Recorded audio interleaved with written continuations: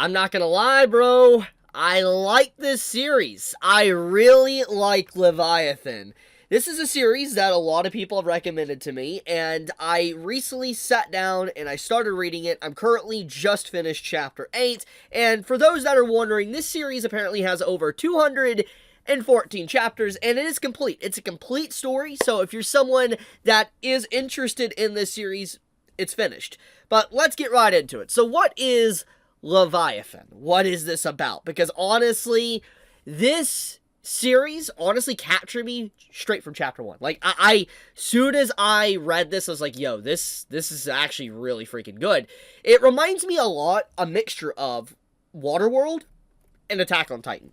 If you are a fan of either of those, you're probably gonna love this, because the main premise of the story is that one day, the world, Earth, was completely covered in water. All the land mass on Earth, the land was completely gone, water levels raised to the point to where nobody can live on land anymore. There might be probably some scattered islands here and there, because obviously around chapter 4, we find out that there is some scaffolding and, some debris of skyscrapers still peeking above the water. But for the most part, it seems like all landmass is basically gone, and the ocean, for the most part, has completely taken over the entire world. You see ruins of civilization. You see basically that fish and everything has become very vibrant, and the sea has basically thrived, and it's taken back the world once again. And you can see that humanity itself is trying to survive in this, and you see them actually having to venture to the bottom of the ocean to scavenge for supplies. And like I said, this reminds me a lot of Waterworld. I don't know how many of you guys have ever watched Waterworld, but this heavily reminds me of it. And I feel like whoever wrote this series, sat down and started writing this, there's probably two thoughts that entered into their head: Waterworld and Attack on Titan. And honestly, it is the best description for it. However, saying it's just Attack on Titan, I think it will do the series injustice. I feel like it's a disservice, honestly, because there is layers to this, more than just it is an Attack on Titan clone or it's a Waterworld clone. So let's get into that.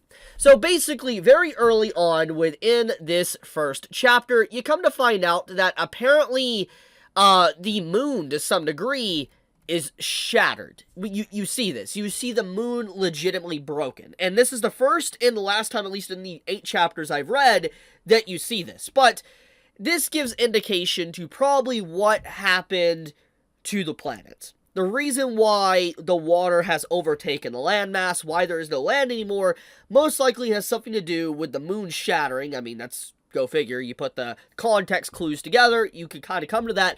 But if I had to take an educated guess, two things probably happened. A meteor of some kind struck the moon shattered to a degree, and it caused debris of the moon and probably the meteor or asteroid to rain down on the Earth, which caused maybe the actual ice caps on the planet to melt completely, and it raised the water level very high, because obviously what happened with the destruction and, debris hitting the planet, which could makes sense why the world is completely covered in water.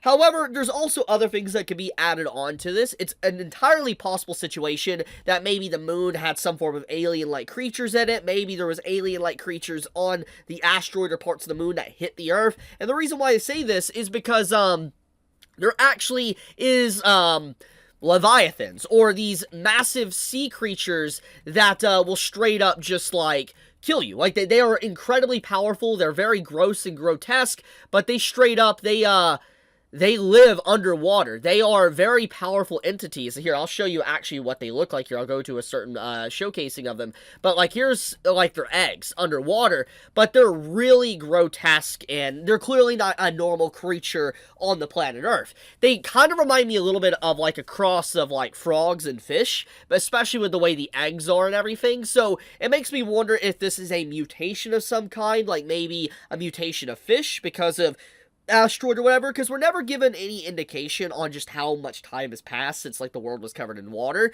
It could be that it's been thousands of years, it could be millions of years. We're never given indication. And obviously, if the planet has been covered in water for a very long time, then there is a possibility that life itself would evolve, change, so to speak.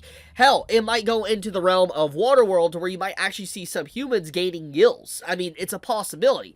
But the main point I want to talk about is that Leviathan has really got my interest. Like, it actually is an engaging story with some very interesting themes, and characters are actually engaging, because the actual story, at least in the first chapter, you have this dad that obviously, he's trying his best. He has lost his wife, he's raising 2 kids, he realizes every night the Leviathans can attack their boat. They're on borrowed time, so to speak. If they don't find a permanent place of residence or safety, it's all over. And in this case, it eventually allowed them to reach the island that I showed you, but at the cost of the father losing his life. I know that's spoilers, forgive me for that, but he loses his life basically in the second chapter, so it's relatively quickly, which is why I think there is a lot of comparisons to Attack on Titan, because obviously the mother of Eren and how significant that was to Eren in his character development. The same could probably be said for the main character with losing his father and how significant it is with, you know, the father dying to a Leviathan.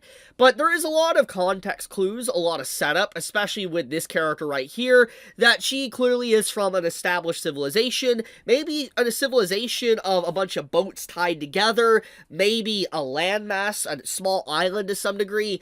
I'm legitimately curious, but overall, I really like what Leviathan has showcased so far, and the fact that I have found out that it is a completed journey, so if I want to sit down and dedicate some time to it, I can finish it. And judging by what I've been told by people that have recommended me the series for a very long time, they have told me that it is a good series. I have never heard really any complaints about it. Nobody's really ever complained about the ending of Leviathan. I've never heard anything like that. In fact, I've only ever heard praise from it. So that's honestly why I sat down and gave this even a read, because of the constant praise I have seen over the years for it. So, reading it, I understand why. I understand why this is a love series. I understand why people have recommended it to me, because it's good. This is a very good series. I honestly fully recommend this. Like, if you want a good mystery, thriller, little bit of horror with like adventure and all that, you're probably gonna like this.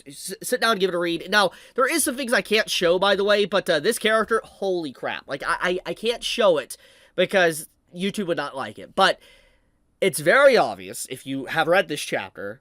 If you're gonna look at anything, look up chapter 8, okay? Look up chapter 8 of this. It's free. You could go literally click the link in my description and you could read this for free, okay? No ads, nothing, but look at this chapter, okay?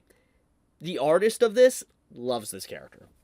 The amount of assets is insane. Like, enough said. But with that being said, if you are interested in this series and you do want to read it for yourself, do click the link in the description. You can read it, and I want to be honest, it's good. I fully recommend it. Like I said, it has over 200 chapters. Yeah, I can't wait for more, honestly. I'm legitimately excited. I hope that this has, like, a part 2 or something. Like, I hope there is a continuation. I mean, maybe the ending is really good and satisfying. It probably is. But hopefully there's more. Or if not, I would like to see more from this this writer, because this is pretty good writing so far. Probably one of the best webtoons I've read in a good while, actually. It's really strong. I would like to actually see this as an anime. This would make a very good anime adaptation if it got one. But we'll see if that ever happens. I'll leave it at that, though. Once again, if you're interested in the series, link is in the description, click on it, and, yeah, love you guys, be safe, stay healthy, Chibi out.